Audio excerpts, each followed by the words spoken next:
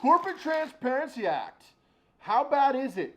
Does that really end anonymous LLCs, shell companies, and privacy for companies and businesses in the United States? Now, of course, major corporations and businesses doing over $5 million a year are exempt.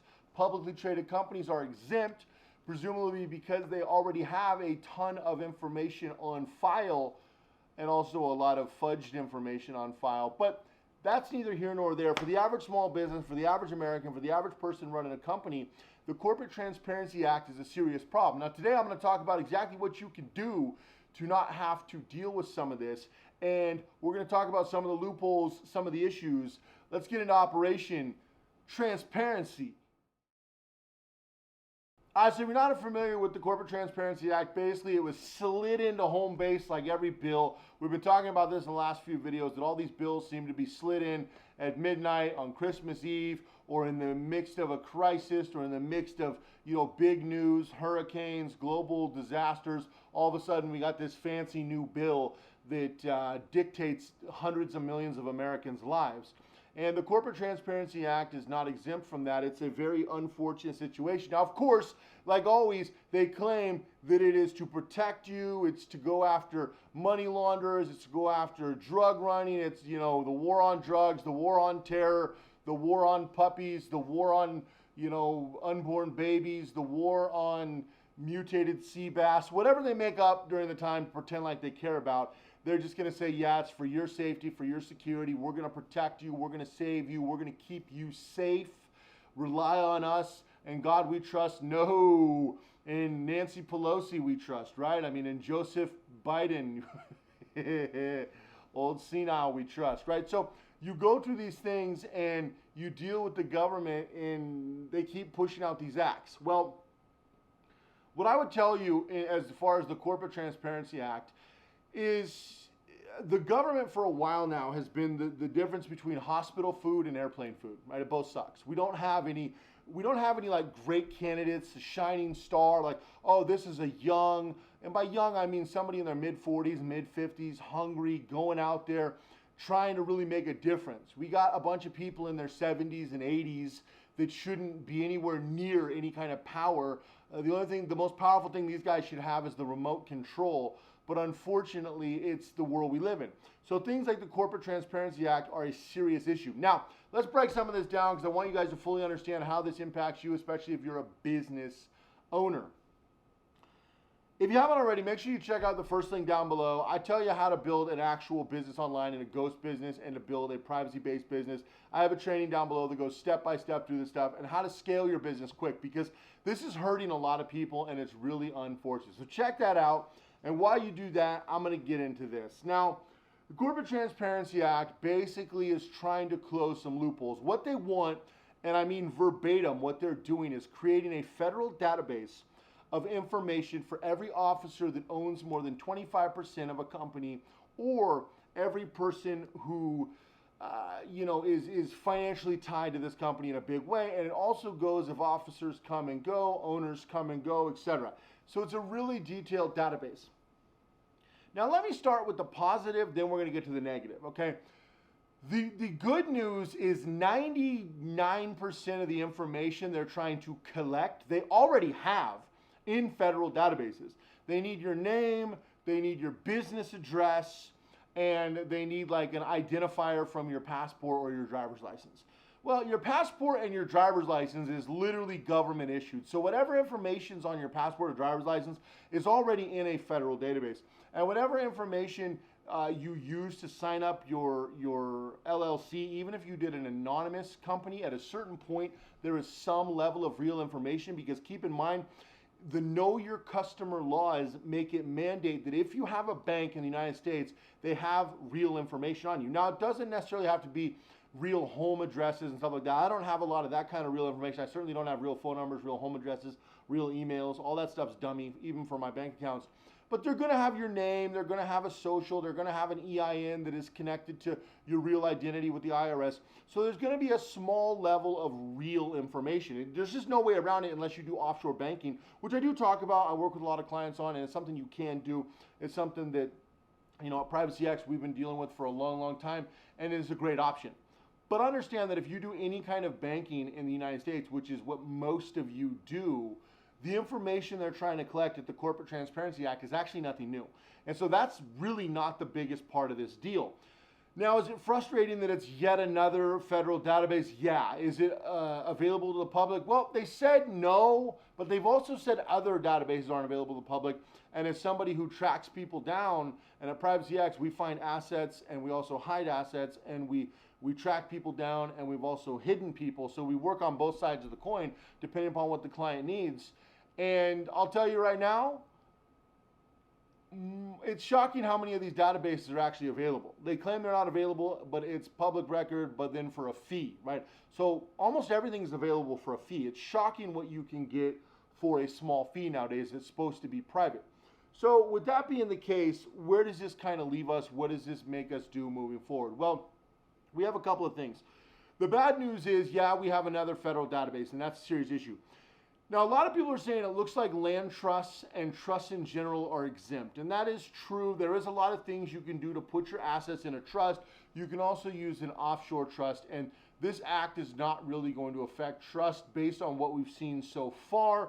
Now, the one unfortunate thing is that we're still waiting for a lot more details, so I will be doing an updated video to this one, but I wanted to talk about it because I get so many questions about this act and how does it affect people. On the surface, it really doesn't, because the information doesn't necessarily go public. So let's say you have a Wyoming LLC, but the information's in a federal database. Well, again, if you're actually operating that LLC, all that information is already in a federal database. But instead of a couple, now it's in one central, which again, I don't like. I don't like the federal government using the word central or database or any of these words. That's never a good sign. But they technically already have all that information if they wanted. They can technically pull all that up on you with a couple of keystrokes. So it's not like you're revealing anything extra. The big problem arises is if this information would be possible to become public. That's a big issue. The other issue arises from tax purposes and trying to make LLCs reveal information. Now, so far, Nevada, New Mexico, Delaware, and of course, Wyoming aren't revealing anything, and it doesn't look like they're going to be anytime in the near future. What this is for is to shut down shell companies, which could hurt some holding companies, but at Privacy Act, we already started reiterating the way that we structure holding companies to make sure this isn't an issue. And also, again, you've got foreign LLCs, offshore LLCs, you've got trusts, and then you've got national holding companies, you've got different banks you can work through. So does it create a little more paperwork and a little bit more expense? Possibly. Again, we don't know yet. The biggest issue is the fact that they're creating another federal database, which I do not like, and I am not a fan of that. But basically, they have till the end of this year to release all the details and implement this act into final form. And then you're going to have 2 years to submit the information, or like anything, you're breaking federal law.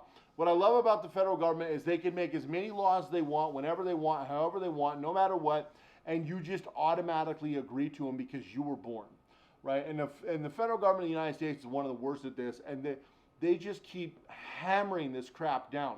And so it's been really unfortunate recently. They've been really pushing the people and really trying to regulate people. You look at how they're regulating crypto, you look how they're trying to regulate businesses, you look how they're trying to regulate, and I don't even want to say regulate, over-regulate. The government is not only reaching across the table, I mean, they're standing on the table, dancing, reaching around, and pissing in everyone's dinner. Like, this is ridiculous how far the government has taken this at this point.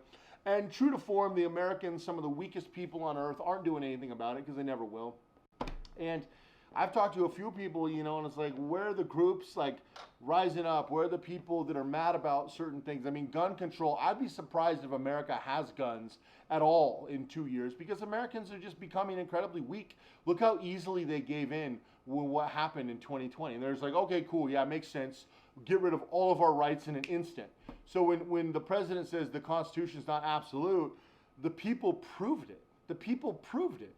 So when we look at the Corporate Transparency Act, this is what becomes a serious problem. So unless people are ever going to do anything, which doesn't sound likely, the only thing you can do is start to live a private life, a ghost life, and how to disappear in plain sight and not partake in a lot of these things. And while the government is always going to have a certain level of real information if you're going to partake in society in the United States, the way you structure that information and controlling where that information is very important. Also controlling what databases have what information. There are a lot of places where certain places only need specific information, like driver's licenses that don't have real home addresses, driver's licenses that have alternate addresses. You know, when you have this Corporate Transparency Act and you have a specific business address, which is obviously what I use, you have different ways to divert real information to do compartmentalization. The key to privacy is to compartmentalize everything and to work within the law. But keep in mind, the one good thing about America is all the laws are really gray areas, because what the federal government hates, the one thing the federal government hates is the fact that they make these laws and they have to abide by them too. They wish that they could be the kings and queens and the dictators, but they can't. And so they make these laws and they make it really hard, but there's always loopholes because they know the loopholes. They use the loopholes. So they want to put the law on you and then they could dance around the loopholes. Well, if you figure out the loopholes, you can do the exact same thing. At Privacy X, that's exactly what we do. We don't break any laws. We don't evade any laws. We just basically work within the law. My lawyers and my team, we've structured this to where we work within the law. We basically play by the rules that the federal government has laid out, and we play the game, because everything about this is a game. Everything in life seems to be a game, so we just try to play the game better than, you know, better than the average person, which we obviously do very well, and then it allows you to do these things. Otherwise, you're just a sheep setting yourself out to get slaughtered. I mean, the government's setting us up for identity theft. They're setting us up for the Fed coin. They're setting us up for negative interest rates, which is going to crash the country. They're setting us up for the biggest recession we've ever had, and then they're going to be our saviors with the stimulus. So if you're backing into the CTA, it's another distraction. It's kind of like the government talking about UFOs and random wars that they're backstopping and funding in other countries right now. The government's sending billions of dollars to other countries to fight each other and talking about freaking UFOs. You know what they're doing in the meantime? They don't give a crap about wars in the Middle East and UFOs. I'm sorry, but they don't. They're screwing Americans in the meantime. That's exactly what they're doing. And the CTA, the Corporate Transparency Act, is only the beginning of it. So anyway, make sure you like, subscribe, give this video a thumbs up. Let me know what you think down below. If you haven't already, make sure you check out the Privacy X podcast. Just put out some new episodes, so check them out. Let me know what you think. Have an amazing day. Go all in, and I'll see you in the next video.